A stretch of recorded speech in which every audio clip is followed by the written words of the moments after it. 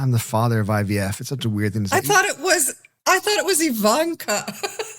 Yeah, well, maybe that's what he thought IVF was. Him the wrong thingy to read. I am the father of Ivanka. My name is Brittlestar, not really. And I'm Sandy Garosino, really. And this is Canada Watching U.S. News. Well, hi there. You're watching and or listening to Canada Watching U.S. News.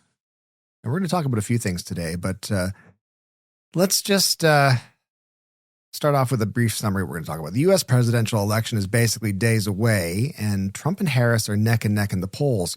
However, a few things are threatening to tip the scales. Trump's appearance at recent events has been even more bonkers than usual.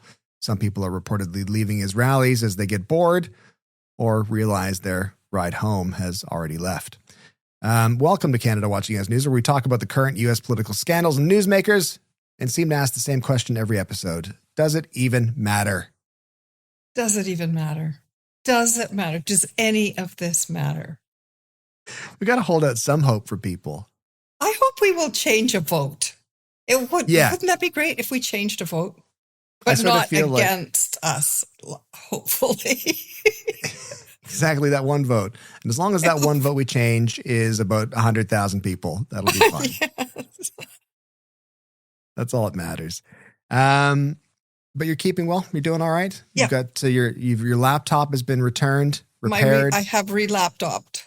Fantastic. That's good. Yeah. Well, let's hope you don't fly into a rage like last time. Yes, I hope it doesn't fly off the table and smash again. And paid subscribers to the podcast might have been able to see that on video. I'm just saying that as a teaser to see if I can get them to pay. Listen, I've got some good news and I've got some bad news for you, Sandy. Which one do I want first? What's the good news?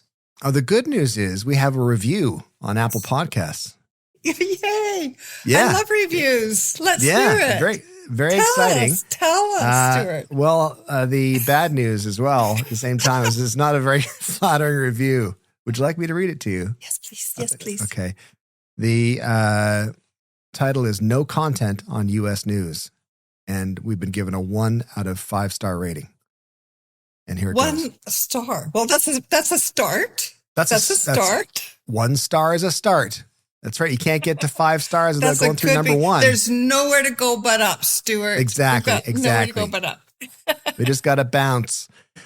So a Canadian commercial actor and a former CEO, now op-ed columnist, decided to create a podcast about U.S. news. Okay, so that's just stating fact. I appreciate that. Yep.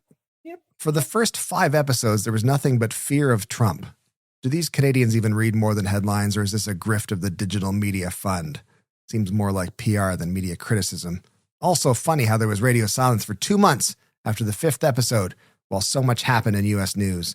Definitely nothing noteworthy in content, unless you just want confirmation bias, capital B, which this is full of. I wish that everybody who disliked the show would at least give it 5 episodes. What's his name again? What's his name? Canuak. C-A-N-U-A-K. U-A-K. So like a Canuck. Canuck. Anyway, thank you for being a loyal watcher every week. Now, to be fair to us, it's not our only star rating. We do have 3 out of 5, and the other votes are 5s, which are good. Which is pretty that's good. I hope there's many other votes. But as I was saying, I hope that everybody who hates the show will give it at least 5 or 6 episodes.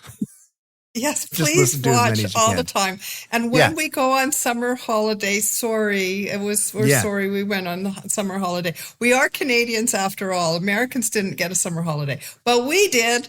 Anyway. Exactly. Please give us more reviews, everybody. We're trying to improve. And we'd like to show the Canuak that all it takes is, it's like olives. You got to have at least 7 episodes. Yes, and then you enjoy them after that.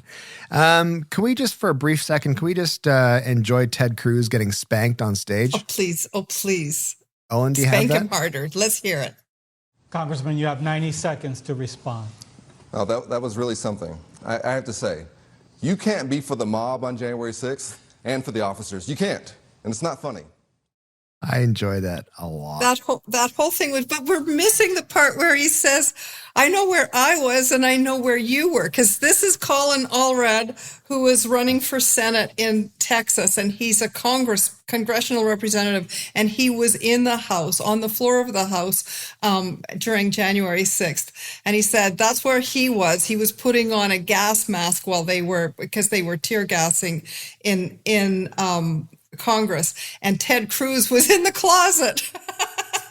He was in the broom closet. I love that clip though, because it's, you know exactly that feeling, like when you were a kid and you would sort of smirk or snicker at something, and then the person chastising you, your parents, whatever, but you'd be like, "Ah, oh, damn it. I shouldn't have snickered. I shouldn't have laughed. Shouldn't have laughed. Not the time to laugh." But the thing about Ted Cruz, I want to just talk about this for a sec, because this really gets my goat. Ted Cruz is a Harvard-educated lawyer. I mean, besides being a universally known jackass, respected and liked by no one, not even his own party, but he was one of the architects of this whole January 6th thing. He was there. He was helping to be part of it. And he was all this planning that was going on. And he was he's Harvard-educated lawyer, and he clerked for the U.S. Supreme Court. And it is such an appalling disgrace that someone who knows absolutely, beyond a shadow of a doubt, that this is unconstitutional. In fact, it's criminal conduct, what he was engaging in as being part of this plot, this scheme. We're going to be hearing more, I think, maybe tomorrow from Jack Smith. There's going to be more information released. I mean, it's just shocking that he was part of that, and he deserves everything that he gets. Sadly, he's probably going to get reelected by the good people of Texas for this. Do you think so? I thought we were getting close. I thought we were getting close in Texas for him. That one is always, they always pretend that it's going to be close, but I don't think it is. I don't think it is. That's depressing. Again, because if people don't know, he was born in Alberta.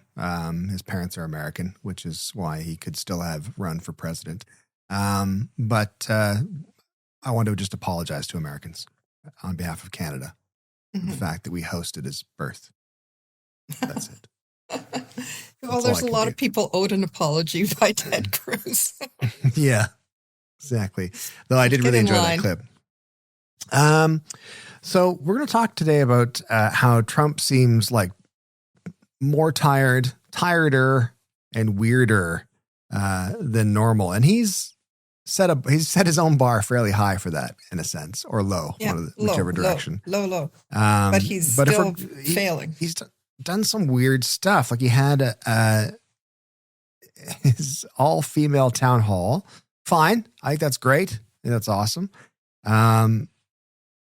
But he didn't sort of run with it as much as he possibly could, except for talking about IVF.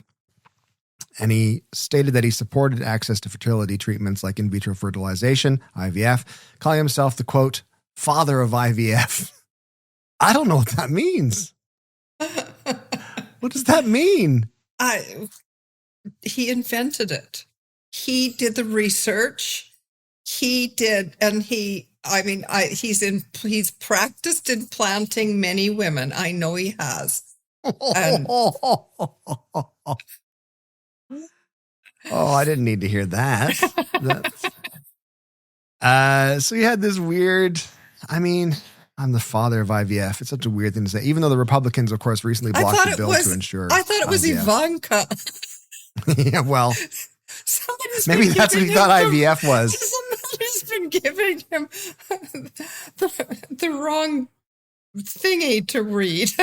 Maybe it's like when you say you're taking your dog to the VET. Maybe he just heard IVF and he was like, IVF, it's Ivanka.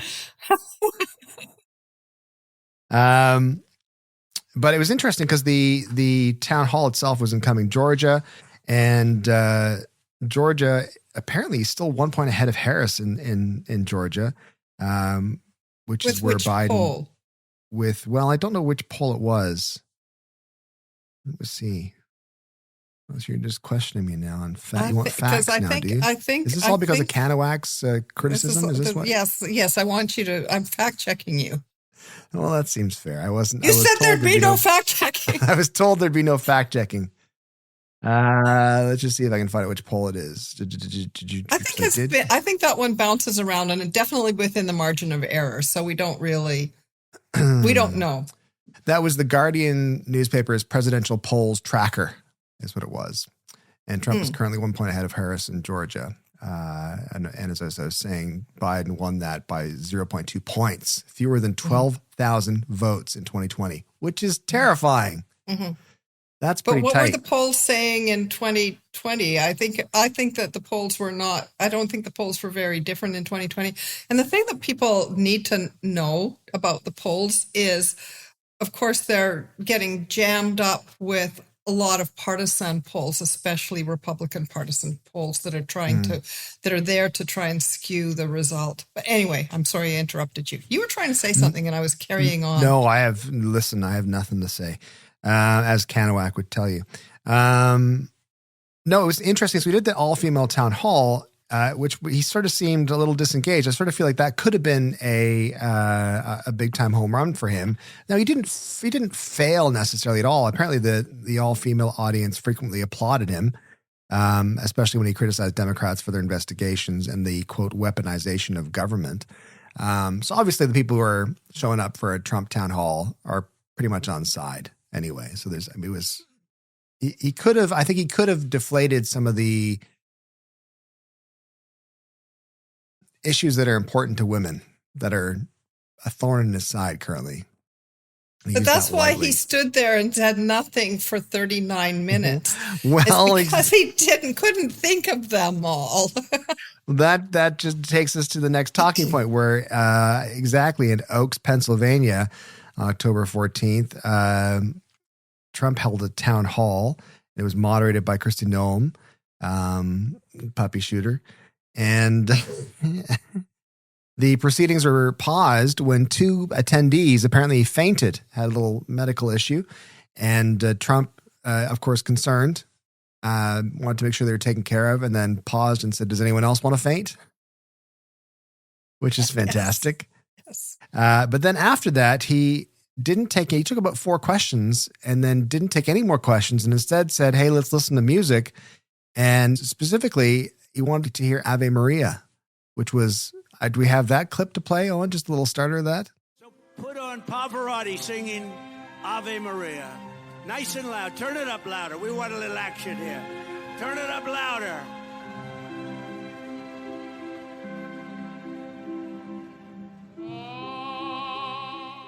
It's a big hit. It I remember the charts. Back in my college days, we would have these raging parties and things wouldn't really take off until someone played Ave Maria. Because we were looking for a little action. And we were like, you know what? Pavarotti, Ave Maria. Let's put that on instead. But he played a whole bunch. He initially played the Ave Maria instrumental because he asked his team to play it, and they quickly scrambled. I'm sure there's just a playlist of tunes that he likes. Yes. And it was including the instrumental YMCA. version. Exactly. And then he wasn't satisfied with the instrumental version of Ave Maria. He wanted the Pavarotti version, so asked for that. So they listened to Ave Maria a second time. Not exactly a short tune as well, quite a long song. And then for 39 minutes, stood on stage and gyrated and grooved to other tunes, including, of course, YMCA. He played Elvis Presley tunes, Nothing Compares to You by Sinead O'Connor, which was fantastic to watch because it was lyrically was just weird with him on stage. Yes. And then the fact that the crowd cheered when they realized which song it was, which was even weirder. It was like he had saw inside their soul. And I'm sure a lot of them supported unconditionally Sinead O'Connor's stance on things. YMCA by the Village People and Memory especially from the musical especially Cats. the fans, the Catholic fans of Ave Maria. Ave Maria and Sinead O'Connor side by side. He knows how to get a party going. Some attendees reportedly left early after Trump decided to play the music instead of continuing the Q&A. And then the response from his campaign spokesperson afterwards, Stephen Chung, was describing the event as a, quote, total love fest, claiming attendees were excited and didn't want to leave. Nobody, it's like Hotel California. Yeah. Check in anytime you like, but you can never leave. Never leave. One person had said, I saw online, which was interesting, an interesting perspective, saying this kind of behavior is the kind of behavior of a cult leader who's kind of getting tired of the bit. He's getting tired of the grift. Well, but he needs the grift. He needs the grift. But yeah, I mean, he is getting tired. And look at that. Oh, and there was also the Coachella event, remember, where they bust like thousands of people in and then didn't bust them out and then trapped them in the desert for hours and hours. But that's not on the subject of Trump losing his mojo. That's kind of Trump. That's kind Classic. Of right in that's the MO of mojo for Trump is to leave him hanging. But I mean, it is noticeable. I mean, of course, what used to be called the blogosphere, but the Twitterverse or etc. is all exploding with, see, he's just declining before our eyes. He's clearly not. And they're kind of pulling out all the same arguments that were used against Joe Biden extremely effectively. I don't know. I still don't know how this guy gets so bulletproof because, well, for all the obvious reasons, because everything that was said about Joe Biden applies equally to him. But he does.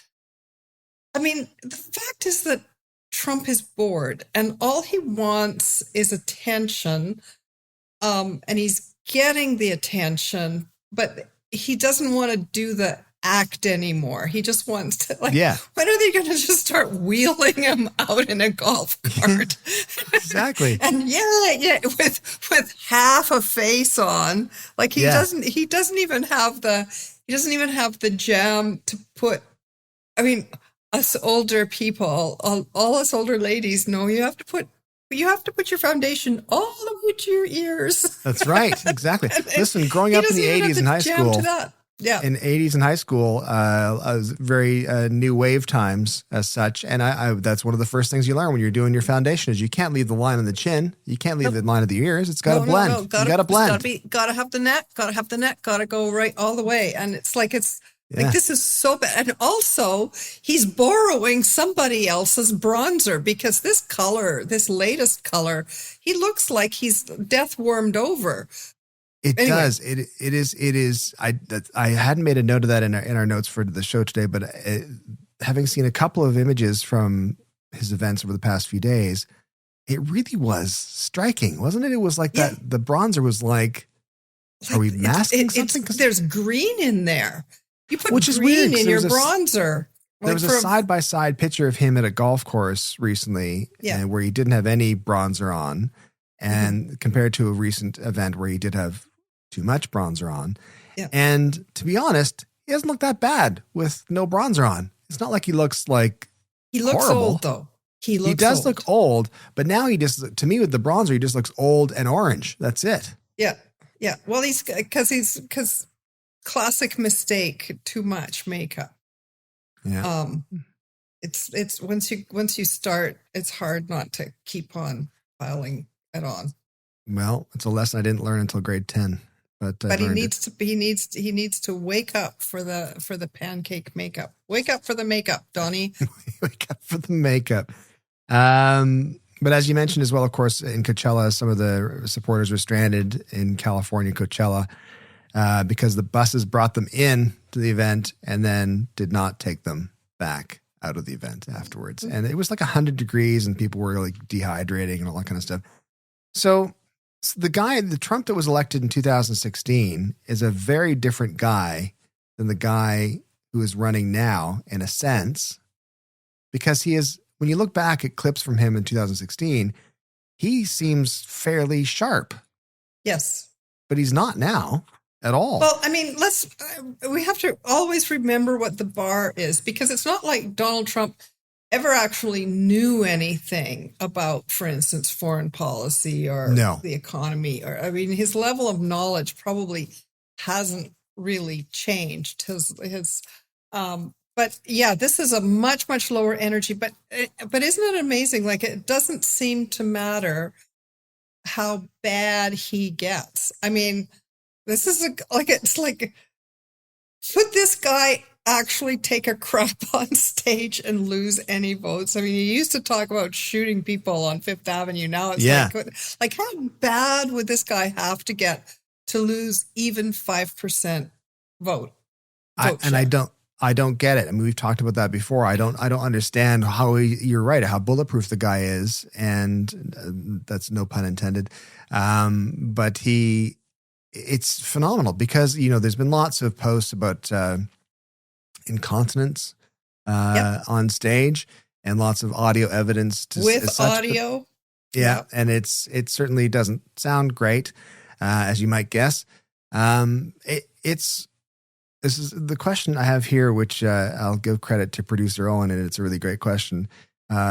Is his heart metaphorically or his brain literally no longer in it? Which one is it? Is it his heart or his brain that's no longer in it? Mm-hmm. And I think it's his heart. I think he's not as dumb as you think, but I think he also just doesn't care anymore. And then I think that speaks to the fact that he's said in recent interviews as well, with his Bloomberg interview, where he was asked a question. I can't remember what it was. The question he asked was some economic policy or something. And he gave a non-answer. And the guy said, well, you didn't answer. And he said, well, that's the weave. That's what they call it. It's the weave. That's what they call it. The weave. Yeah. I mean, or does he just believe his own hype? Is that the thing? He knows. I mean, this is the guy who's phoning it in. Yeah. This is the guy who knows that he's not going to get fired in a way. Like and remember too, what is the Republican strategy here? I think the Republican strategy is to attack the election results if he loses. Absolutely. I agree. And it's not even so much about winning because they know this is going to be a hard fought battle and they're getting ready and they're getting their people ready to be, and remember what happened. Was it in the New York Times? I can't remember which platform published like a really detailed rundown of how the 2020 results were challenged, how quickly they moved, how it was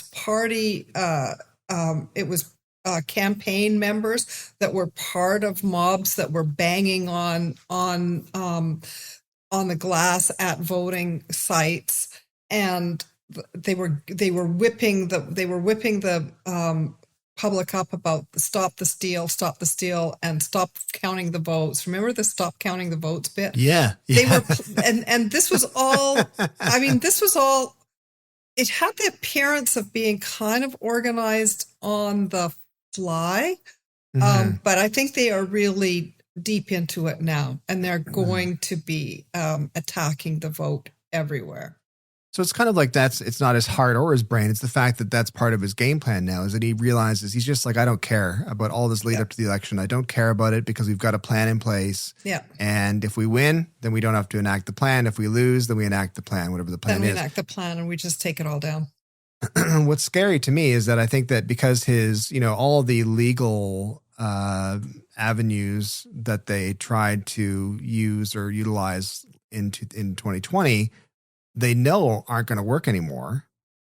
Are they like? I can't imagine they would be thinking of using them again. So what are they planning on doing?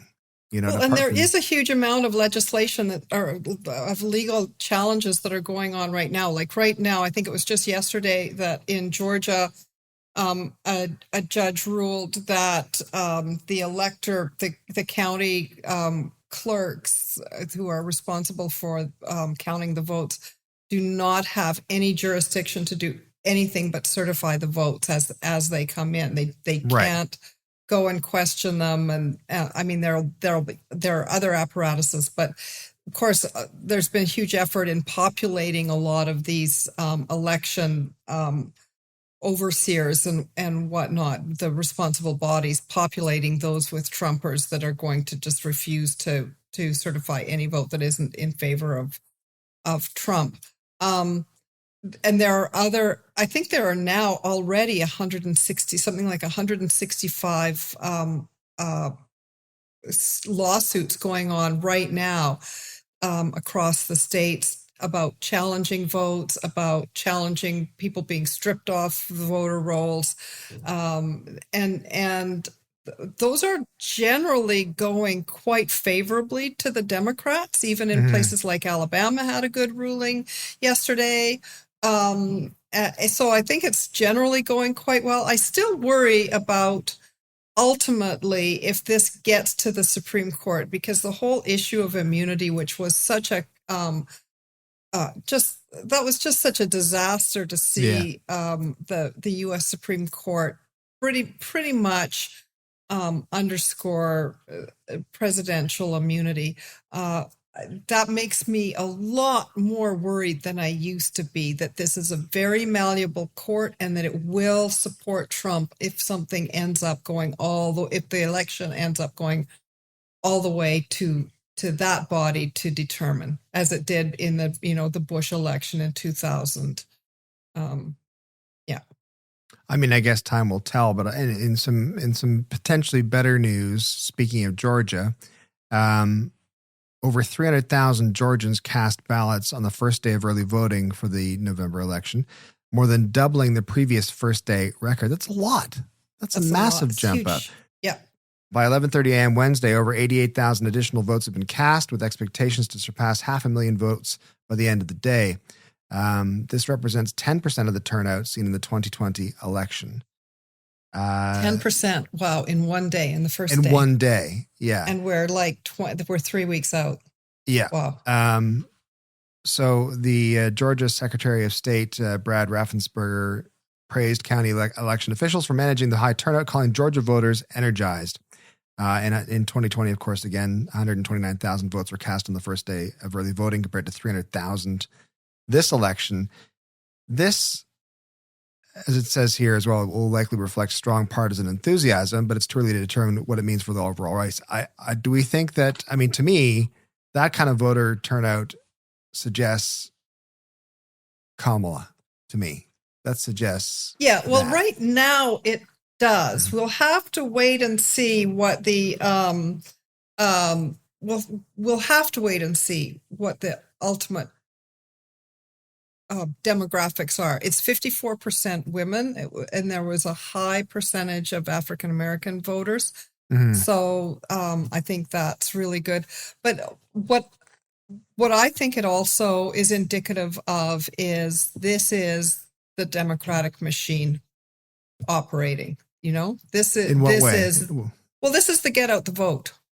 Right. This is the Democratic machine getting their vote out, banking those votes, getting all their people out early. And of course, because as we know, there's a lot of talk about voter intimidation at the polls. There's a lot of concern, because of concerned citizens taking their guns and going and making sure that everybody at the polls are doing the right things. So there's a lot of concern about that. Armed Americans are really starting to be a serious problem, and all of the disinformation is really I think, was it today or yesterday, there were FEMA workers that were actually surrounded in Tennessee by armed people who were ready to attack them for whatever. But anyway, there's that vigilantism is really starting to turn up in a big way. So I think there's a lot of fear about polling places on election day. Yeah. So I think that the anxiety is to get those votes banked early. And certainly you see, I remember watching previous coverage of elections in the U.S. and elsewhere, but largely in the U.S., where you've got these incredible long lines of people waiting to get in. Yeah. People waiting hours to vote. It's not a case of can I have a couple of hours off to go vote from work, whatever. It's people you need to have the full day or right into the evening or whatever to vote. And that's a big ask for people in general. But yeah, it's in Cobb County. Apparently, the wait was up to 75 minutes. But most places where the lines were cleared about 5 or 10 minutes, so it's working. But yeah, that's really good. Which I think is great. So, given Trump's stance on election security, how could record early voting in Georgia shape his campaign's rhetoric going forward? Will this affect? He can't really. It's too late for him to combat this stuff in a sense. You can't get the wheels in motion fast enough. And he doesn't really come. And again, I guess doesn't really care anyway, does he?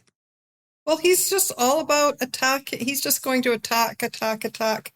And if you look at his rhetoric, like even yesterday, at the Economic Club of Chicago, there was really quite a fascinating interview with a phenomenal moderator, by the way, asking very sharp questions about economic performance, confronting him about the projections that his plans, particularly his tariff plans, could cause runaway inflation, cut the GDP, and just add many trillions of dollars more than the Democrats plan to the debt and the deficit. And he basically countered every single question with, border issues. The people streaming across the borders. It's someone else's fault, right? Yeah. And mine's gonna be great. I don't know. Like I say, I mean, it's kind of interesting because, of course, the entire Republican project has been banked on Donald J. Trump, and not really on policy, because he's abandoned all the policies of the Republican Party. Not on policy, just on winning, just on power, and staying in power, and just on him. But I think what you're pointing to, Stuart, is really important, because the fact that he is so visibly losing interest and losing focus, and whether that's a capacity issue that he can't do it, or that he just doesn't care anymore. I don't know. I don't know what the real answer is, but he clearly is visibly losing his steam. And I mean, they're going to have to jack him up on something to get him going into that, as he comes around for the last lap here. So in light of the fact that Trump's losing steam, I think he is. I think his capacity is probably fine. He acts to me like someone who just doesn't care. It's like someone with selective hearing. He's like, I'm tuned out. I'm tuned out from most of this. I don't really care. Yeah. And he's not the kind of guy as well who's tuning out because he's like, I don't care if I lose. He's tuning out because he's got something waiting to happen. I can't imagine him being like fine with maybe the stand back and stand by Donald. Exactly. Yeah. But all that to say, he's losing. It seems fairly evident that he's losing some steam and losing some interest, or just being a little blasé about the whole thing. But support for Trump in a recent Environics Institute survey said that 60% of Canadians prefer Kamala Harris over Donald Trump, which is good. However, Trump's popularity has grown among Canadians under 55 years old.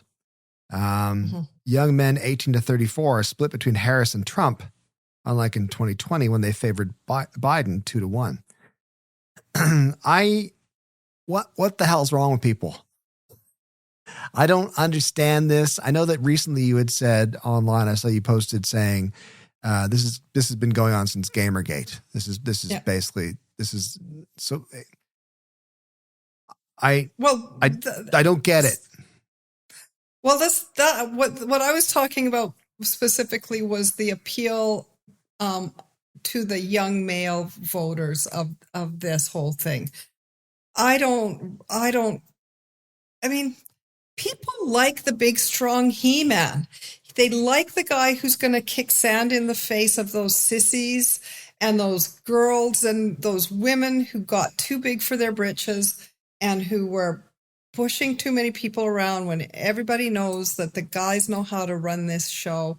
And why are we letting all of these weaklings and girls run things, because we could do it so much better? I mean, I really feel that underlies so much. When you listen to the commentary, what's said about Kamala Harris, as if she isn't like light years, and demonstrably light years, more competent than Trump. But, she's routinely called stupid and routinely called incompetent, all of this kind of thing, when she's like plainly not. But I think gender has really entered this in kind of a way that feels different from 2016, don't you? It feels like there's a muscle power thing. Like we are going to win this. And I do believe in, I've had it with all this DEI and to a certain extent, and I think that as maybe younger guys too, and I really would like to hear your take on this, and maybe we can expand on this more. But I do feel like a lot of people, wokeism is such a tired word, but there is that whole political correctness thing that I think a lot of us feel has kind of stifled just ordinary expression of opinion. I mean, there's a lot of things that I don't say that I think. And I think, and I mean, that's me. Just think what it's like for a lot of people. I'm so thankful you don't say those things, Sandy. I don't know what they are. I have no idea how bad they are, but I'm just glad you don't say them. Well, they're the kind of things that, I mean, a lot of people think things. I think the average person, I bet, wouldn't you say that the average person feels like they can't express their real thoughts openly? Well, I mean, I think I would probably argue that it's less about expressing your thoughts openly compared to expressing your thoughts with no filter. Because I think you're right. I think you're absolutely right that people think things. I think we all think things, and then before those words come out of our mouths, we go, "Wait, I haven't balanced this out. I haven't thought this through. I haven't taken a variety of things into consideration before I express this opinion." Or I'm making a sweeping generalization or a hasty generalization of something. And I think it's less about not being able to express yourself and more about this idea of, I don't want to be told how I can express myself. I don't want to have a filter. And I think there's a little bit of reverence for people like that. I think you see that, with comedians and commentators like Bill Maher, with Joe Rogan, with, to an extent, John Oliver, where it feels like, or Ricky Gervais or something, where it feels like, wow, they just say what they're thinking and it's amazing. It's like, well, people can say a lot of things. It doesn't mean it's necessarily true. It doesn't necessarily mean that it's accurate. Doesn't mean that it's good to say. It doesn't serve any positive benefit. But I think you're assuming that what people are going to say is going to be bad. And I think that what you just told me what you're going to say is bad. No, I don't. I didn't say it's good. It's bad. I just assumed it would be attacked. No, right. I think a lot of things that people think, whether they're bad or whether they're not bad. I'm not saying that what I think is bad. I actually believe it, but it would get attacked. Right. There will always be a quarter of there's within the. It will get attacked, and it will get attacked as not being something enough. And right, I see what you're saying. Yeah, no, I'm not talking. I'm not ashamed. I'm not ashamed, Stuart. but you're going to get attacked, and I mean, you have to be pretty darn pure to put your real opinion, and by pure I mean far left, to put your true opinions, all of them, fully out there and not be and not get attacked from the left. But I think you're right. I think you're correct in that there's like an initial approach to what in the early 90s was political correctness, what is now wokeism now, of you have to be careful what you're saying. You have to be careful what you're saying. Really, it always just kind of boils down to, don't be an asshole. Like, don't be a jerk. Like, just be considerate. You can say things that might be completely accurate in a base sense. But if it doesn't serve the purpose of making that thing you're commenting on better, or it doesn't do anything productive, or it has more harm than good, then maybe it doesn't have the value that you think. We're talking about this all way too much. What I'm saying is that this is out there, and it's very much part of the general sentiment. I think it's widely felt, and especially amongst people who are more conservative, who feel completely stifled in expressing their views. And I think there's a lot of anger about it. And I think that anger emerges as in this way as well. Just screw it. I'm for Trump because he says I can say what I want.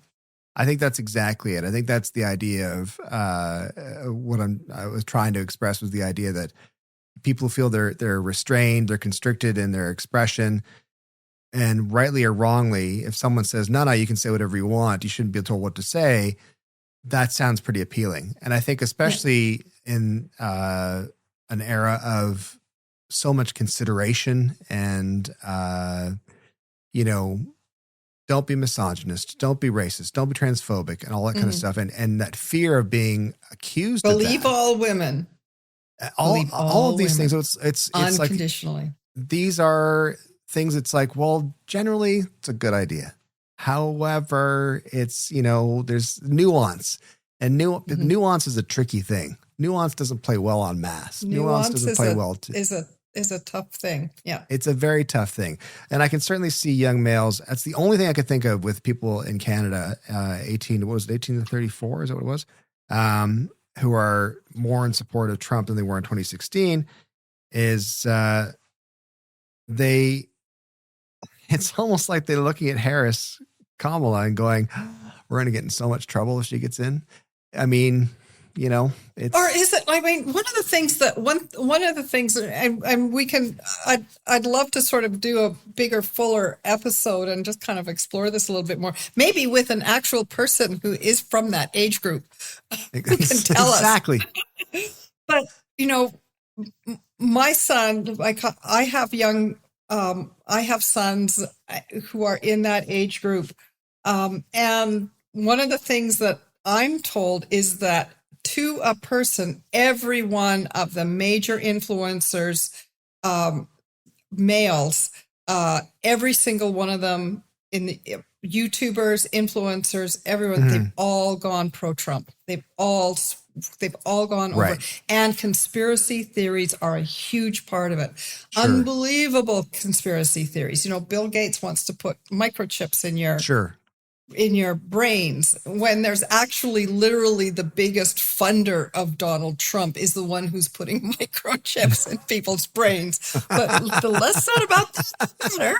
Understood. Talking about being stifled. But so there, I think the conspiracy theories and the sources of news are a big part of this whole thing. Yeah, and I don't see any of that in anything that I read, but apparently it's out there. I agree with you, and I think this would be a good conversation to have a bit more in depth with someone of that sort of demographic to sort of give us a better insight as to what's happening. But I can certainly see, there's segments of the population who feel like they're supposed to feel guilty, and they're thinking to themselves, "I didn't do anything wrong." And that's that nuance part where it's like, well, you didn't do anything wrong. However, here's some stuff that you maybe want to think about and consider. And that's a tough sell. So I can see. But when you can't make your rent, when your rent has gone skyrocketing and you can't buy groceries and you're not getting promoted and you're not getting anywhere in the world, it's not very compelling to say, well, the data says this. About your real you're actually doing really well. You're spoiled for choice. No, I think that, and I think that's part of it. Is that also as a group, this group is not doing so well. It's not going to. University and college in the same numbers as it used to proportionately. This is not a thriving population. And I think that actually matters. I think every politician should be looking at this issue squarely. Like, how well are we serving young people, and what kind of opportunities do they have? I don't think that politicians as a group really look at that much. And I think over here on this side of the border, I think Justin Trudeau is paying a price for that. Mm-hmm. Mm-hmm. Shannon feels that Justin Trudeau is beta presenting. That's his problem. He's incredibly competitive and athletic, all that kind of stuff. Obviously, we know he's a good boxer and all that kind of thing. He's got all those alpha things, but he's beta presenting. And I think that drives some guys nuts. He does. It drives me bonkers. It's like, it's like, dude, you want him to start putting Demore rolled up in his sleeve? Could you act like an alpha? Could you act like an alpha that's, fighting for us and not like, You're so superficial, Sandy. It's just I'm just so glad you're not saying the things in your head. That's the main thing. Let's finish off with a little question here. And the question is going to be, if you were Donald Trump's handler, what are your top 3 tips? What are your top 3 tips for Donald Trump? If you were Donald Trump's handler, what are your top 3 tips? If you're giving that job to somebody else, what are your top 3 tips for that person? Top 3 tips are get hold of the Adderall or whatever he needs. Make sure he's got lots of it. Get that foundation. Get that foundation spread. Get that. Yes. And wash your hands. Wash your hands. That's my advice to Donald Trump's handlers. I didn't choose Adderall. I chose Imodium instead. But everything else was exactly the same. Wash your hands is probably tip number 1. Wash your hands, tip number 1. Thank you so much for watching and or listening to Canada Watching U.S. News. You can, of course, find us at CanadaWatchingUSNews.com. And you enter your email address. You'll get an email every time there's a new episode. And paid subscribers get to watch the video of this. And if you're not a paid subscriber, that's okay. We love you too. You can, of course, listen to the audio podcast anytime you want on your favorite podcasting platform. That was pretty good, Sandy. That was pretty good. Again, I think, fun. Yeah, there's more to talk about, but it's pretty good. But anyway. Well, we're finding ways to laugh through our... Exactly. It's got a bit of a laugh of the damned thing feel to it, but that's all right. Anyway, thanks, everyone. We'll talk to you later. See ya. Bye, everybody.